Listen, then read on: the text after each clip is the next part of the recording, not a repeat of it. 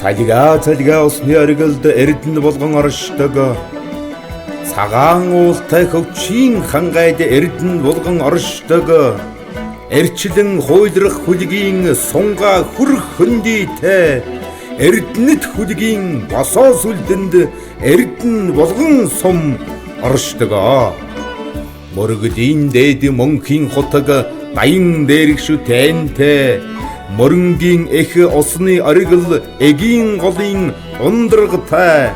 Гайраад гарсан зочдын тухлаад морддог нутаг далайн их наригчдын онгодон хөглөгддөг өлгий. Хүрэн уулн хөвлийгээд хүн малн тэнийгээд хөвч тайган цэцгэлсэн хөвсгөл нутгийн чимэгэ. Болгон талын хамбудаан дунд буугаад мордхон сэтгэлийн жаргал. Болог усны хан тэнгэр шүтэнд буян өргөхөн итгэлийн жаргал. Байгалан чимэн зэнхэрдэх далийн ягаан цэцэгсийн балбурмын үнэрт хүмүүн та согтон. Баряндан дахин орох хурдан мордыг хараад боривон даган дуслах хөлснийх нь үнэрт согтдог.